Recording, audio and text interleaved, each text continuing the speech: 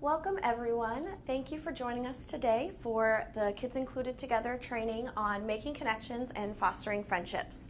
My name is Laura and I've been working as a education and training specialist with KIT for 2 years.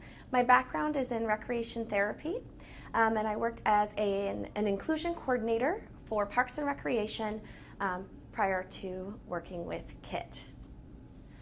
So when we discussed barriers to friendship, one of the biggest barriers to friendship is helping children to understand difference as a positive thing and not as something to be scared of. Why is it important to talk about difference? It's important to talk about difference to help children see the similarities they have within each other and not just things that they may perceive as bad or scary. So a child in your program may be curious about another child who uses a wheelchair. They may say it in a not so positive way. Why can't Amanda walk?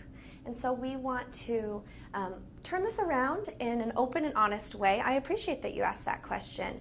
Amanda uses a wheelchair. And then the next step to take it further is to help that child find a similarity with Amanda. Did you know that Amanda plays in a wheelchair basketball league? Don't you love basketball? And find a way for them to find a similarity within that difference.